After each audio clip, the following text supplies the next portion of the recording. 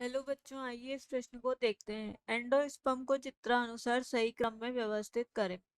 हमारे विकल्प हैं। विकल्प ए कोशिकीय, विकल्प बी हेलोबियल और स्वतंत्र केंद्रीय, विकल्प बी है कोशिकीय स्वतंत्र केंद्रीय हेलोबियल, विकल्प सी है हेलोबियल स्वतंत्र केंद्रीय कोशिकीय, विकल्प डी है स्वतंत्र केंद्रीय कोशिकीय और हेलोबियल।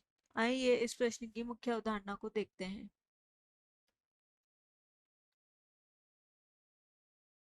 इस प्रश्न में हमसे पूछा गया है एंडोस्पर्म को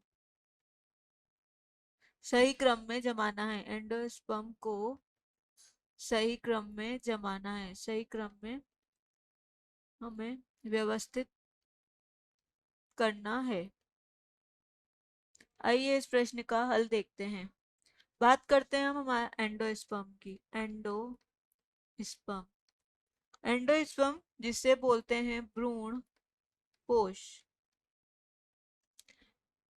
ये क्या करता है? एंडोस्पर्म या भ्रूण कोश यह भ्रूण को पोषण प्रदान करने का कार्य करता है। और जो भ्रूणपोष होती है, ये त्रिगुणित संरचना होती है, इसे हम त्रिएन कहते हैं। इसका निर्माण जो होता है, इसका निर्माण पीईएन यानी कि प्राथमिक भ्रूणपोष केंद्रक द्वारा होता है। प्राथमिक भ्रूणपोष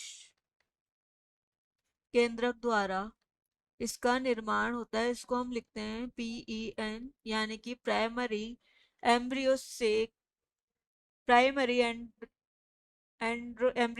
न्यूक्लियस द्वारा जो है भ्रूणपोष का निर्माण होता है। और ये जो भ्रूण एंडोस्पर्म होते हैं, ये जो भ्रूणपोष होता है एंडोस्पर्म, ये 3 प्रकार का होता है। पहला है हमारा केंद्रकीय भ्रूणपोष। केंद्रकीय भ्रूणपोष, केंद्रकीय भ्रूणपोष का निर्माण सबसे पहले होता है। इसे हम स्वतंत्र केंद्रकीय भ्रूणपोष भी बोल सकते हैं। स्वतंत्र केंद्रकीय भ्रूणपोष भी इसको हम बोलते हैं। इसका निर्माण कैसे होता है? जो प्राथमिक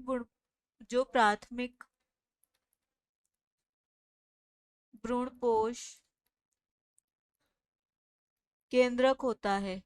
प्राथमिक भ्रूणपोष केंद्र में क्या होता है? स्वतंत्र कोशिका विभाजन होता है और स्वतंत्र कोशिकीय विभाजन द्वारा जो कोशिका है, कई केंद्रकों का निर्माण होता है।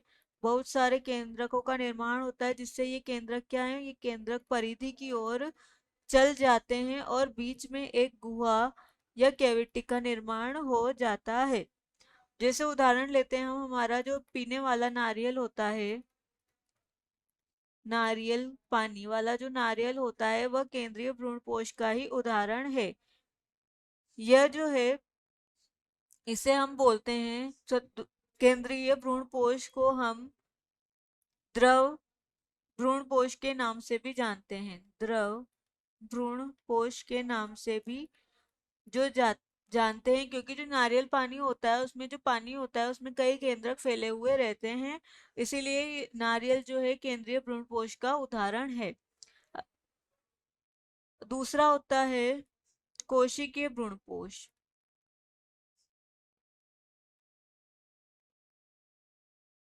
कोशिकीय भ्रूणपोष, कोशिकीय भ्रूणपोष में क्या होता है? जो हमारा प्राथमिक भ्रूणपोष केंद्रक होता है, यानी पीईएन होता है, प्राथमिक भ्रूणपोष केंद्रक। इसमें क्या होगा? इसमें सभी विभाजनों के फलस्वरूप, सभी विभाजन होंगे, उनके फलस्वरूप क्या है? कोशिका के साथ साथ कोशिका भित्ति भी बनती है। कोशिका भित्ति या सेल वॉल भी क्या है? बनती जाती है और इनमें चूषकांक पाए जाते हैं। कोशिकीय भ्रूणपोष का जो मुख्य लक्षण है, इनमें क्या होते हैं? सूचकांक जो है वो पाए जाते हैं। जैसे इसका हम उदाहरण लेते हैं, गेमोपेटेली के सदस्य।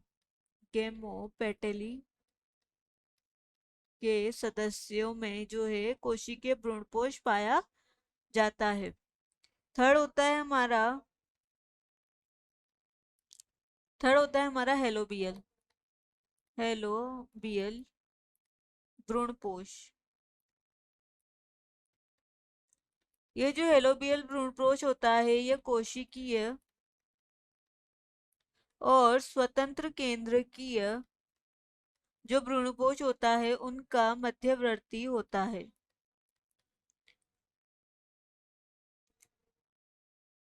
और इसका निर्माण क्या होता है, इसमें जो है यह एलोबियल के सदस्यों में पाया जाता है। जब प्राथमिक भ्रूणपोष केंद्रक में विभाजन होता है तो भित्ति बनती है, यानी कोशिका भित्ति बनेगी। कोशिका भित्ति के निर्माण के फलस्वरूप क्या होगा, इसमें एक बड़ी कोशिका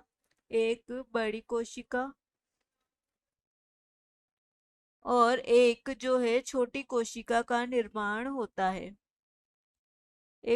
छोटी कोशिका इसमें बनती है। अतः जो है इसे हम हेलोबियल भ्रूणपोष कहते हैं। जैसे हमारा इसका एग्जाम्पल है हेलोबियल, जो एक बीजपत्री जो पादप होते हैं, एक बीजपत्री पादप में हेलोबियल प्रकार का जो है भ्रूणपोष पाया जाता है। अब देखते हैं हम, हमारा ये जो पहला दे रखा है हमारा, ये है हमारा स्वतंत्र केंद्रकीय, स्वतंत्र केंद्रकीय। और ये वाला होता है हमारा कोशिकीय भ्रूणपोष। और ये हमारा हेलोबियल प्रकार का भ्रूणपोष। अब देखते हैं हमारे विकल्प। तो विकल्प सी में दे रखा है हेलोबियल स्वतंत्र कोशिकीय और कोशिकीय, तो विकल्प सी इस प्रश्न का सही विकल्प होता है।